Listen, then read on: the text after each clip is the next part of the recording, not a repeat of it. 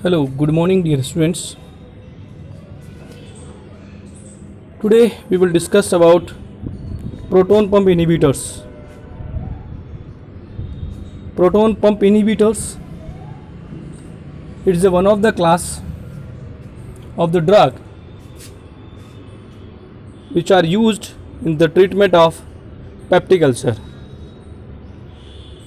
Peptic ulcer that we have discussed in previous video also, that peptic ulcers may lead due to the hyper secretions of hydrochloric acid HCl or gastric acid into the stomach, and this may lead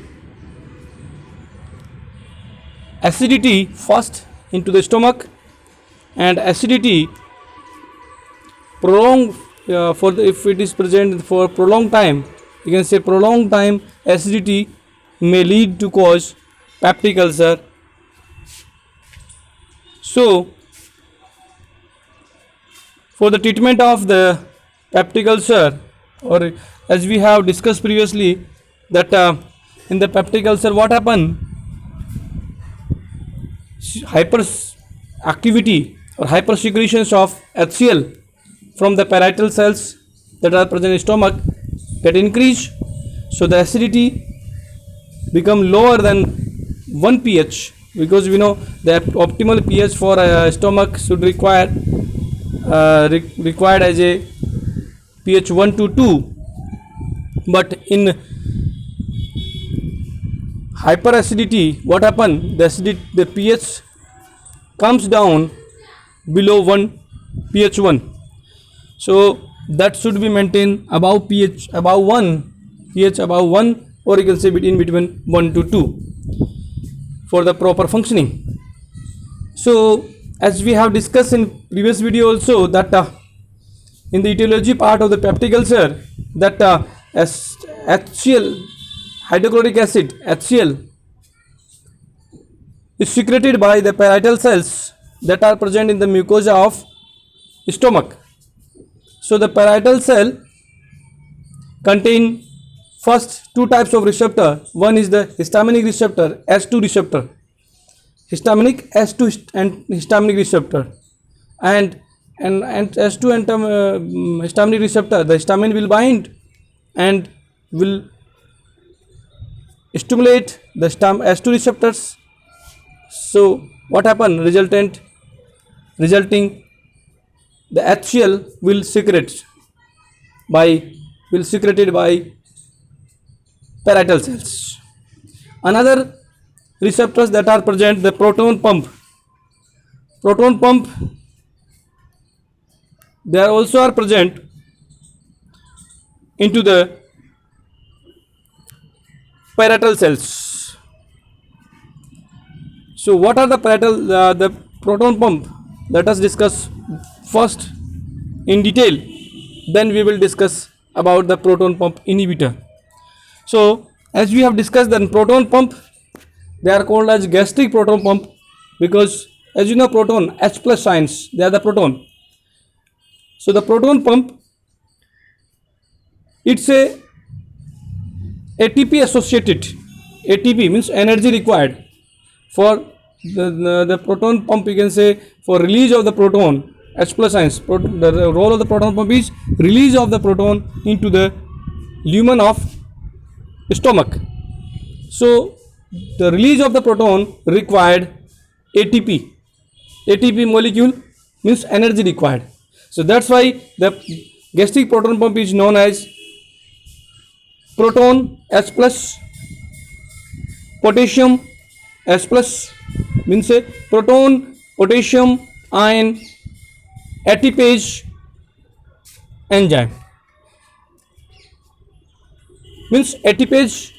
This is the ATPase enzyme or ATPase pump, because energy is also required, and is associated with the potassium, proton and potassium ions, H plus ions and potassium ions. So the H plus potassium ion ATPase is the proton pump gastric proton pump, and that is present into the cytoplasmic membrane of parietal cells. And especially, as we know, this ATPase enzyme. So ATPase is the adenosine triphosphate. So it is the phosphoenzyme. Phosphoenzyme means it associated with the phospho. P2 type phosphoenzyme. And what happened? This P2 type phosphoenzyme, this potassium means proton potassium ATPase enzyme that is present into the cytoplasmic membrane of parietal cells, where what happened? It is responsible for secretions of proton H plus ions into the stomach, lumen of the stomach, and to compensate this ion imbalance,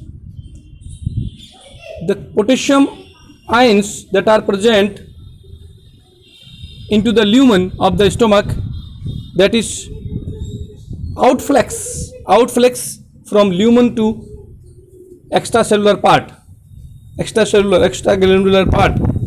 So you can say it's exchange of the proton and potassium ions takes place. Proton come into lumen and potassium as K plus ions goes outside from the stomach. So that's why what happened by this method, what happened, the proton ion concentration will increase into the lumen of stomach, and that's why only the hydrochloric acid, because when the proton ion concentration will increase, then chloride ions are present in the stomach, and the H plus and Cl minus react together and will convert into the HCl. So we can say the HCl is secreted by this way, proton pump method, and proton pump is associated with, you can say, proton H plus or K plus is potassium, hydrogen means proton and potassium ion ATPase enzyme, and it is responsible for increasing the concentration of H plus ions or proton into the lumen of stomach. That's why what happen, H plus ions and the Cl ions, chloride ions that is present in the stomach, that react together and convert into the HCl, and HCl concentration will increase into the stomach, and the HCl is responsible for secretions of the gastric juice, as well as it maintain the pH below which you can say below pH 2, you can say in between pH 1 to 2, and that's why what happen, the pepsinogen enzymes of the protein that may be able to convert into the active form, because pepsinogen is in active form and it may be able to convert into active form of the pepsin. So pepsinogen may convert into pepsin, that is the proteolytic enzyme. We know the students that the digestions of the protein, that is maximum takes place into the stomach under pepsin enzyme. So the pepsin is active only, pepsin will active only into the pH, acidic pH 1 to 2, and that pH maintained is due to only the presence of hydrochloric acid, and hydrochloric acid, the concentration of hydrochloric acid is maintained by two receptors, S2 receptors and proton pump receptors. You can say K means proton plus potassium ions ATPase enzyme, and they increase the, you can say, hydrochloric acid concentrations into the stomach. So that is the etiology part about you can say secretion of HCl or secretion of gastric juice into the stomach. Now what happened in the peptic ulcer? Already this proton pump is hyperactive, it's become hyperactivated, and hyperactive proton pump that should be inhibited by some special type, some drugs or some agents, and that compound is called as proton pump inhibitor, PPIs. proton pump inhibitor, means drugs which may able to block, to can say inhibit this proton pump in, that are present on the parietal cells of the stomach. Okay, so students, that is the meaning and the part of the proton pump inhibitor. What are the proton pump inhibitor? The proton pump inhibitors are the drugs which may able to inhibit the proton pump, that proton pump that is present in the parietal cells or the cytoplasmic membrane of the parietal cells, or P2 type phosphoenol enzymes that are present in the parietal cells, and that is responsible for the secretions of hydrochloric acid into the stomach. So it can, these drugs inhibit this proton pump and prevent, you can say, acidic environment of the stomach. So what happen? The hyperactivity of gastric acid may be stopped. As we know that when the hydrochloric acid, or you can say gastric juice is secretes more into the lumen of the stomach, then what happen? If there is no food content or protein, then this hyperactivity of the pepsin, or you can say gastric juice, may able to digest the inner wall or the mucosa of the stomach, and that's why only the lesions and bleedings may occur, and this situation is called as peptic ulcer. So we have to prevent it. That is the prime motto of these things. So students, that is the meaning about the proton pump inhibitor. Now we are discussing about the classifications of these proton pump inhibitors. These proton pump inhibitors can be classified into two categories. One is the irreversible gastric proton pump inhibitor, another is the reversible gastric proton pump inhibitor. Reversible means when their agents bind on that position only, till that the can say proton pump may have the inactive, but if this the inactivity is not for the permanent, but in case of the reversible proton pump inhibitor, it is completely, you can say, irreversibly, because the proton pump will not be active more again. The particular proton pump can say permanently may be destroyed. So that is the two class. Now the proton pumps, important things about the use of proton pump or usage of the proton pumps. What are the application part? Especially it is a drug of choice.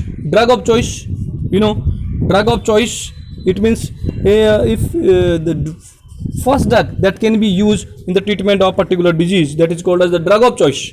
So it is drug of choice for peptic ulcer. I have told you that is a first line drug, that is proton pump inhibitor is the first line drug in the treatment of peptic ulcer, and second line drug is the S2 antagonist, S2 blockers or S2 antihistaminic drugs that we have discussed, like cimetidine that we have discussed previously.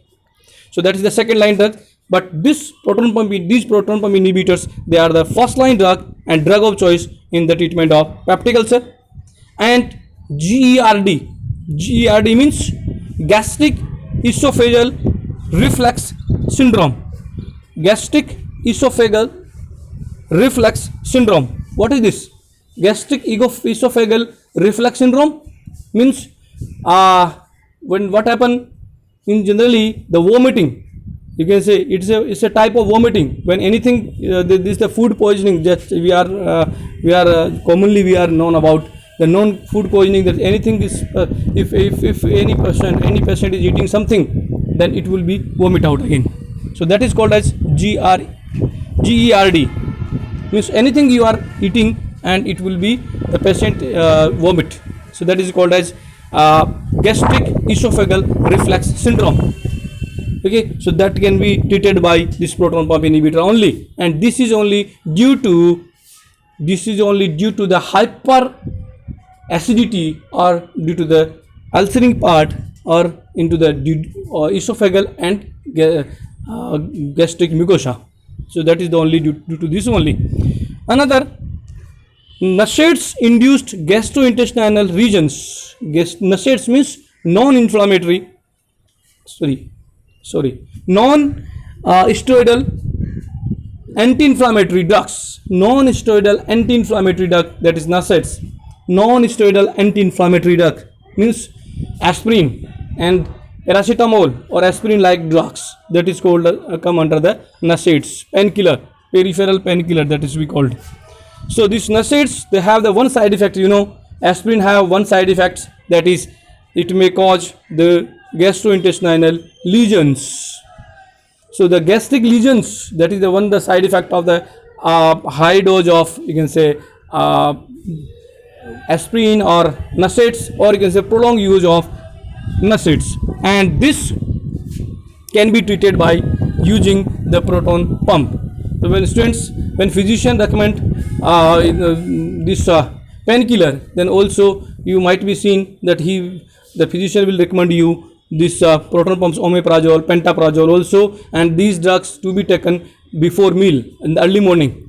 Before meal, we have to take in the empty stomach, you have to take the omeprazole and pantoprazole, then we have to eat, and then you can take these types of NSAIDs in the fever, in pain, inflammations. Okay, so that is the happening into some patients.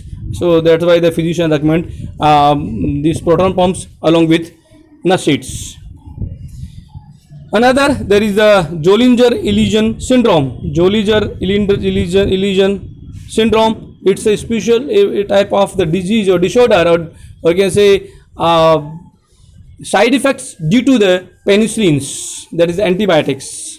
So this is the antibiotic disorders, and in which what happen, it's a similar types of syndrome in which Zollinger-Ellison is the name of the scientist, in which what happen, there is food will not be will pass through the gastric, you can say, stomach without digestions. That is the special type of, because of there is the environment, or the acidic environment is not there, environment is changed over there. So that's why the Zollinger-Ellison syndromes takes place, and in the treatment of these proton pump inhibitors are used. Dyspepsia and eradications of hydrochloric, the Helicobacter pylori, eradication of Helicobacter pylori. Dyspepsia means indigestion, basically. Dyspepsia or indigestion also, this proton pump inhibitors, they are useful. And in eradications of, or in the killing of Helicobacter pylori. The Helicobacter pylori is a bacteria that is especially responsible for diarrhea, prolonged diarrhea due to the Helicobacter pylori, MEB. It's a special type, it's an organism that is responsible for the diarrhea, Helicobacter diarrhea, that is amoebiasis dysentery. Amoebia, this is the amoebia. Helicobacter pylori is the the amoebic dysentery. This is called as Helicobacter pylori, and in the treatment of the Helicobacter pylori, the proton pump we can use also.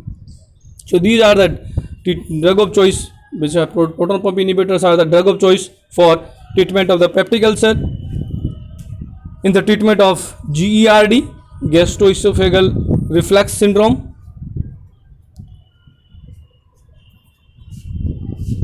and NSAIDs or painkiller induced gastrointestinal regions, Zollinger-Ellison syndromes, dyspepsia, and in the treatment of Helicobacter pylori infection. Now, dear students, this is about classifications of you can say proton pumps, and about the you can say etiology part of the Helicobacter, you can say proton pumps.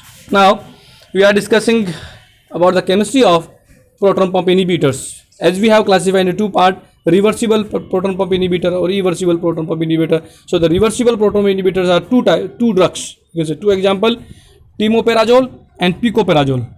Timoperazole and picoperazole, they have the almost similar structure variations, because they contain the benzimidazole nucleus and sulfonyl groups, and also the methylene, you can say methylene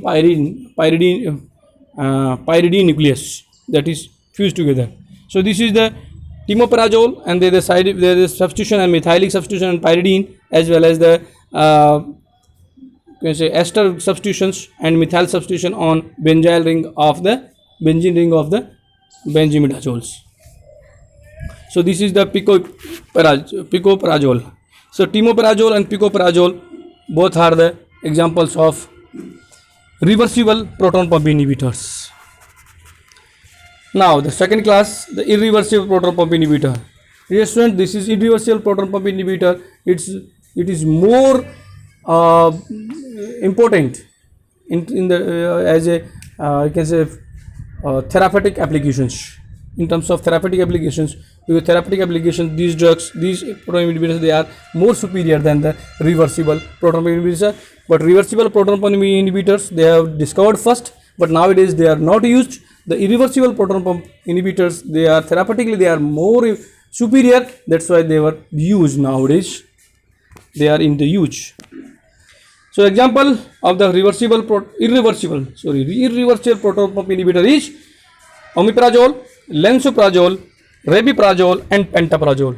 Dear students, you have to remember these four drugs, omeprazole, lansoprazole, rabeprazole, and pantoprazole. These drugs, they are the first line drugs as a proton pump inhibitors, and they are using these about disease that we have discussed previously in the like peptic ulcer, in treatment of GRE, in the nurses induced you can say gastric ulcer lesions, as well as inhibitions of Helicobacter pylori, dyspepsia. So these drugs, they are the first line drug of choice in the treatment of these disorders that above we have discussed.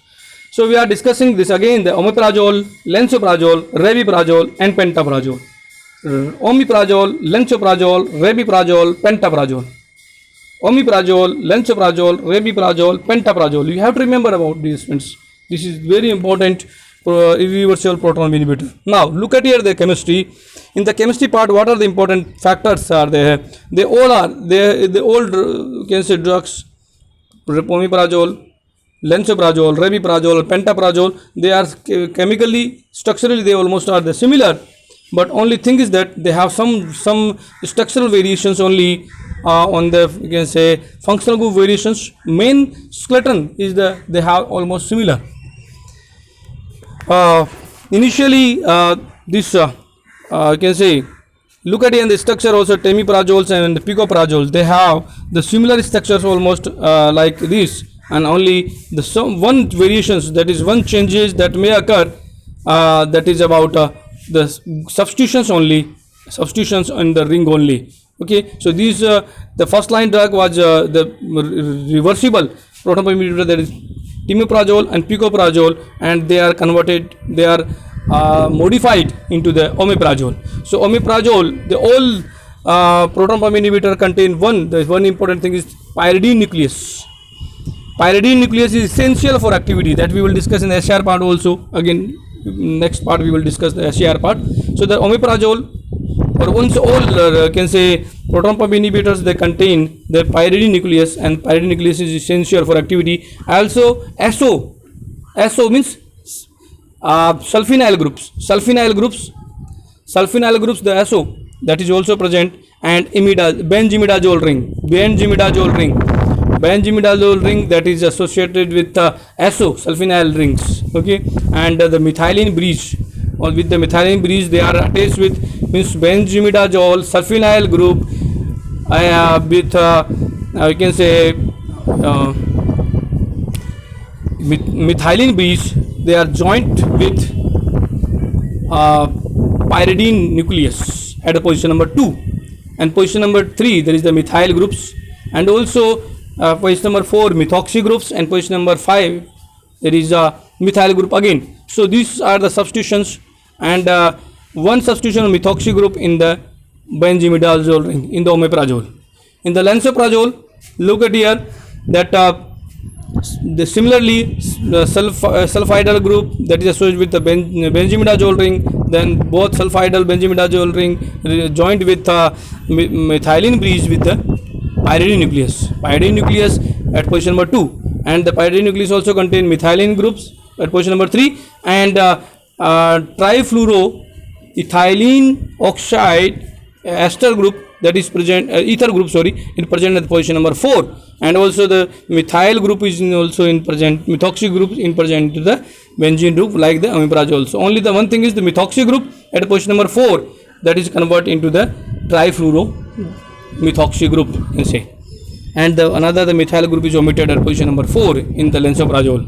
So activity will increase when the omeprazole, the methyl group at position number 5 in piperidine ring is removed, but by the putting the electron withdrawing group, means fluorine containing groups or trifluoro compounds at position number 4 in place of methoxy group, the trifluorocarbon methyl group, methoxy group, then activity will enhance in. So omeprazole, the lansoprazole would be the more active. Now in the rabeprazole, what happened? In rabeprazole, this fluoro compounds that was replaced by a methoxy group or long chain carbon methoxy groups, that is OCS2, and rest is the similar, all substitution is removed. So the rabeprazole is a first line drug, an important drug also. In the pentaprazole, similarly there is another substitution, there is a fluoro substitutions at the methoxy groups, there is a difluoromethoxy groups and the benzene of benzimidazole rings, and the dimethoxy group and the pyridine at position number 3 and 4 in the pentaprazole. So this is the rabeprazole and pentaprazole. These are nowadays they are using as a first line drug, and they are higher generation proton pump inhibitors than the omeprazole. So the first line drug in the proton pump inhibitor is the omeprazole, and the second line drugs or second generation drug is the rabeprazole and pentaprazole. So omeprazole and lansoprazole was used the first line drug, and the second line the rabeprazole, pentaprazole, because rabeprazole, pentaprazole have very less side effects as compared to the omeprazole. So they are the priority, they are used, and their onset of action is also high. Onset action of the pentaprazole is the high as compared to the omeprazole. So that is all about I can say chemistry of proton pump inhibitor or irreversible proton pump inhibitor. Reversible proton pump inhibitor, two drugs, timiprazole and picoprazole. Irreversible proton pump inhibitors are omeprazole, lansoprazole, rabeprazole and pentaprazole. So this is important two class of the, you can say, proton pump inhibitors. Now the SAR, you students, we have discussed in the SAR part, structure activity relationship part, into the chemistry of these proton pump inhibitors. Similarly, this is the one important thing is the proton pump inhibitor, that pyridine nucleus is required, and pyridine nucleus, when we can say taking a proton, we can say protonations, proton, because it's a slightly basic pyridine, so it will accept the protons and it will convert into first spiro intermediate, then it's a sulfonamide compounds, and the sulfonamide compounds bind with the sulfhydryl groups of the you can say cysteine part of proton pump, and that's why you can say important thing is the pyridine nucleus is essential in the proton pump inhibitor. All omeprazole, pentaprazole, all having the pyridine nucleus as the essential part. Secondly, the methyl group at position number 3 and position number 2, there is a methylene bridge sulfhydryl benzimidazole. The compound is make the compound more stable in the acidic conditions and prevent the spiro intermediates and support the suppository mechanism. So you can say these things is required. And lastly, third, the sulfonamide, the sulfoxide group is essential for binding for activity. So look at here, the pyridine nucleus is required. Pyridine, also the ASO group, the sulfhydryl group is essential for activity, and the methylene bridge containing a sulfonyl group as the benzimidazole ring. This is the important. So this skeleton is important. We can substitute some functional groups, and then we get another different compounds. But this skeleton is mainly important skeleton. Without the skeleton, there would not be any case of the activity. So this is the important 3 points we have important. Pyridine nucleus is essential. So then is another is sulfhydryl. There is a pyridine ring and the sulfhydryl benzimidazole with the methylene bridge. that to be attached at position number 2 with the pyridine is essential. And third is the SO group, sulfide. There is the sulfoxide group is essential for activity as or essential for binding with the receptor. So these are the three important SAR point, dear students. Now last thing that we are discussing, the mode of actions of the proton pump inhibitor. So as we have discussed the mode of action, they are proton pump inhibitor, they inhibit the proton pump. They bind with the cysteine part, cysteine amino acids, cysteine 813 amino acids of the proton pumps, and they covalently they bind over there, and what happens, the formation of disulfide bond, and they form this disulfide bond with the cysteine, and that's why only the proton pump inhibitors, they you can say deactivate the enzyme, proton pump enzyme, by the binding with the cysteine part of the enzyme, the proton pump, and covalently they bound with, and irreversibly they inhibit by the formation of the disulfide bond with the cysteine molecule. So what are the essential requirements, what are essential features for this? The basics, the weakly basicity of drug is required. You know, the pyridine nucleus is the weakly basic drug. So pyridine nucleus, that's why it's essential, because basic weakly basicity is required. Another, the sulfoxide group that is formed as intermediate, that is also required. So that's why the SO group is essential, I have told you. And third one is the essential parameter is the disulfide bond generation. There is a disulfide bond is formed when mechanism of cysteine, they bind with the cysteine and form a disulfide bond, and completely irreversibly inhibit. So that is also important features. So dear students, I am again repeating about the mode of actions. What are the mode of actions? Mode of action is the proton pump inhibitors bind with the proton pumps, cysteine part of cysteine amino acids of the proton pumps, and form a disulfide bond. That disulfide bond is the irreversible bond, and what happen, it that's why the block to the proton pump, and the influx of the proton and outflux of the potassium ions will be reduced. And what happened, the secretions of the H plus ions will be reduced, and HCl will not be secrete, and we can say the pH will increase, pH of the stomach will increase, and that's why acidity will reduce. So that is about the mode of actions of the proton pump inhibitor. So dear students, this is this video about the proton pump inhibitor. I hope you might be understood. Thank you very much. Thank you for today.